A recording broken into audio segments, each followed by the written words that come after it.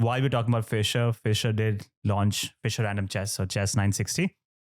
And much later in his life, he became a strong critic, a detractor of classical chess. He used to say that opening theory has ruined the game completely. It's taking the creativity out of it, and it's removing pure chess, in quotes. And his argument was that now modern chess relies on how well you've studied your openings, how well you have studied with the chess engine, how many people you have on your team. And as a result, the battle of wits is being replaced by a battle of memory, in a way. I do think there's some merit to his argument, because at a very high level, professional chess, now to me, it feels like it's not necessarily a battle of wits, but it's more of a battle of who can make the least mistakes. Because most games always end towards a draw.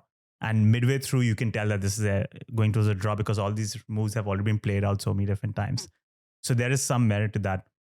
To eliminate that advantage of openings, he launched Fischer Random Chess. So in fact, for people who don't know, what is Fischer Random Chess or Chess960? And then as a follow-up, do you think it is a more accurate representation of pure chess, in quotes? Yeah, so these are good questions. So chess, it's now being more commonly called Chess960, although he did patent it as Fischer Random Chess when he invented it. So the idea is, instead of the pieces starting on designated squares, you use sort of a random number generator to give to start the back row pieces. The pawns stay on the second row for white and black, but the back row pieces go in different positions. And apparently there's 960 different permutations, hence Chess960. And Fischer was definitely ahead of the curve in that regard. I mean, you do hear increasing, the complaints have been kind of gathering volume for a 50-year span. Like even someone like Capablanca who preceded Fischer,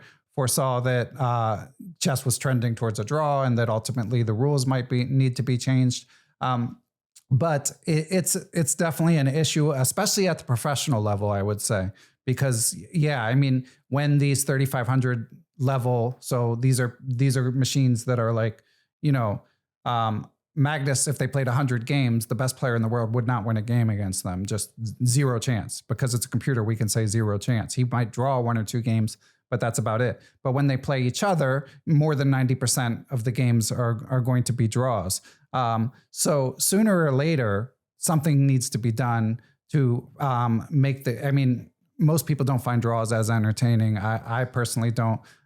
So there's that element of making chess more entertaining. But as you say, there's also the element of just it turning into a memorization contest. Yeah.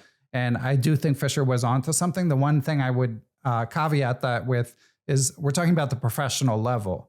Like I'm a master level player. I'm what's called a USCF master, which is like way worse than a grandmaster, but it means you're pretty decent. It's like being like a minor league athlete or something like that, a low level one at that. But at my level, there's no need for Chess960. Like we make plenty of mistakes in our games.